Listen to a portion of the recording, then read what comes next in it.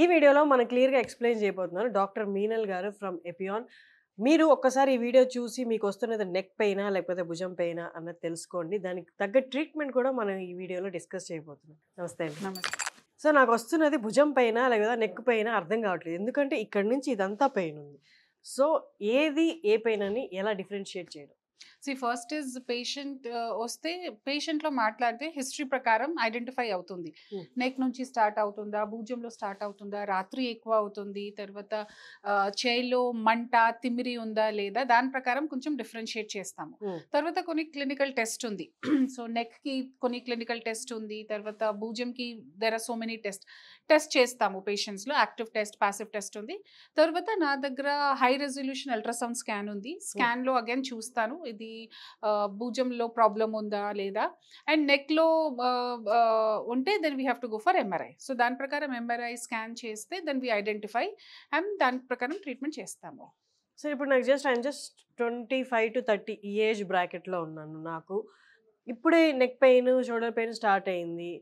Doctor దగ్గరికెళ్తే పెద్ద పెద్ద treatments, surgeries అంటారేమో అని భయమేస్తున్న వాళ్ళకి ఈపీఆన్‌లో ఏం సొల్యూషన్? చెప్పాను కదా, ఫస్ట్ ఐడెంటిఫికేషన్. ఉన్న ఒక పేషెంట్ వచ్చారు, ఇది వెయిట్ లిఫ్టింగ్ చేసినప్పుడు టైంలో కొంచెం భుజంలో ప్రాబ్లమ్ స్టార్ట్ అయింది. సో భుజం లిఫ్టింగ్ లో ఇబ్బంది అయింది. సో పేషెంట్స్కి ఏమవుతుంది, భయం అవుతుంది.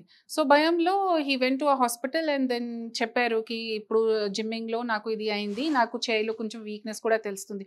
సో వాట్ దే సెడ్, వెంటనే ఎంఆర్ఐ చేయాలి. వెంటనే ఎంఆర్ఐ చేస్తే స్పైన్ లో చిన్న డిస్క్ ఉంది, మీకు ఎమర్జెన్సీగా డిస్క్ తప్పకుండా డిస్క్ సర్జరీ చెయ్యాలి. ఇది చెప్తే పేషెంట్కి ఏమవుతుంది చెప్పండి?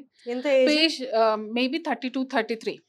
సో ఆల్రెడీ పేషెంట్కి నేను టెన్నిస్ ఎల్బోకి ట్రీట్మెంట్ చేశాను. సో వెంటనే he came back to me and చాలా ఫియర్గా హీ వాజ్ లైక్, మేడం మీరు చెప్పండి. సరే సార్, మీకు ప్రాబ్లం ఇక్కడ, నాకు ఇది భుజం లిఫ్టింగ్లో ఇబ్బంది అవుతుంది. ఇదే ప్రాబ్లం కదా, వేరే ప్రాబ్లం లేదు కదా? లేదు సార్. నెక్ ప్రాబ్లం ఉంది? లేదు మేడం, నెక్ ప్రాబ్లం లేదు. ఏ సర్జరీ చెప్పారు? నెక్ సర్జరీ చెప్పారు. సో యూ అండర్స్టాండ్, ఇది 32 years పేషెంట్కి జస్ట్ ఒక సింపుల్ భుజం ప్రాబ్లం ఉంటే నెక్ సర్జరీ చెప్తే కష్టం కదా. సో తర్వాత ఐ టోల్డ్ హిమ్, సి ఇప్పుడు ఫస్ట్ ఇది టాబ్లెట్స్ ఉన్నాయి, టాబ్లెట్స్ మసల్ రిలాక్సెంట్ చెప్పారు, కొన్ని యాంటీ ఇన్ఫ్లమేటరీ చెప్పాను. 3 days వరకు మీరు ఇది చేయండి. ఆఫీస్ వర్క్ ఎక్కువ, ల్యాప్టాప్ వర్క్ ఎక్కువ అవాయిడ్ చేయండి, డ్రైవింగ్ ఎక్కువ అవాయిడ్ చేయండి, ఇంట్లోనే రెస్ట్ చేయండి. 3 days తర్వాత కాల్ చేస్తాం. నిన్న కాల్ చేసిన తర్వాత మంచి అయింది మేడం, ఇప్పుడు స్టార్ట్ నొప్పి తగ్గింది, బాగానే ఉంది, చేయిలో వీక్నెస్ కూడా కొంచెం తక్కువ అయింది.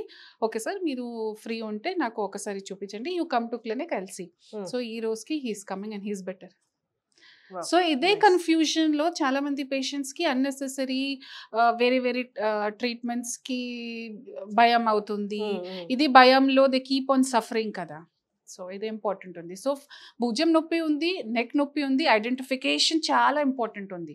సో క్లినికల్ టెస్ట్ ఉన్నాయి నా దగ్గర. ఐ మీన్స్ జనరల్ గా in medical practice we have clinical test. Neck కి స్పెసిఫిక్ టెస్ట్ ఉంది, భుజం కి స్పెసిఫిక్ టెస్ట్ ఉంది. టెస్ట్ ప్రకారం 90% ఆఫ్ ద టైం డయాగ్నోసిస్ అవుతుంది. But you have to assure that ఇది టెస్ట్ వీఆర్ పర్ఫార్మింగ్. పేషెంట్స్ కి హిస్టరీ చాలా ఇంపార్టెంట్ ఉంది అండ్ అవసరం ఉంటే ఎంఆర్ఐ ఆర్ అల్ట్రాసౌండ్ చేయాలి. 30s లో ఉన్న వారికి సర్వైకల్ స్పాండిలైటిస్ స్టార్ట్ అయితే వాళ్ళకి ఇపియాన్లో దొరికే ట్రీట్మెంట్ ఏంటి? సర్వైకల్ స్పాండిలైసిస్ కి సాఫ్ట్వేర్ లో చాలా కామన్ గా ఉంది.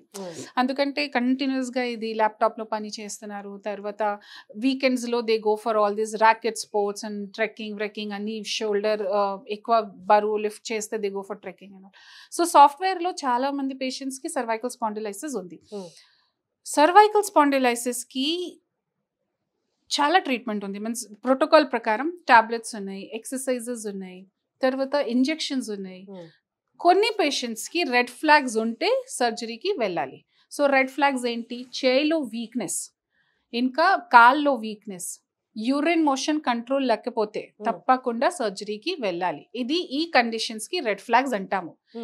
ఈ లేకపోతే ఇంజెక్షన్స్ ఉన్నాయి. ఏ ఇంజెక్షన్? రేడియో ఫ్రీక్వెన్సీ అబ్లేషన్ ఉంది, నర్వ్ రూట్ ఇంజెక్షన్స్ ఉంది, ట్రిగర్ పాయింట్ ఇంజెక్షన్స్ ఉంది, పిఆర్పి ఉంది. సో చాలా టైప్ ఆఫ్ ఇంజెక్షన్స్ ట్రీట్మెంట్ ఉంది which are giving more than 80-90% success rate. Okay, so ఇది ఈపియాన్ లో ఇది ట్రీట్మెంట్ ఉంది. హోలిస్టిక్ వేలో లైఫ్ స్టైల్ మోడిఫికేషన్స్ చేస్తాము, డయట్ రిస్ట్రిక్షన్స్ చెప్తాను, తర్వాత ఎక్సర్సైజెస్ ఇంపార్టెంట్ ఉంది, తర్వాత పని చేసినప్పుడు ల్యాప్టాప్ ఏ పొజిషన్ లో ఉండాలి, పని చేసినప్పుడు ఏమేమి ప్రికాషన్స్ ఫాలో చేయాలి, చైర్ చేంజెస్ చేయాలి, ఇంట్లో పని చేసినప్పుడు ఏమేమి చేంజెస్ చేయాలి అన్నీ చెప్తాను.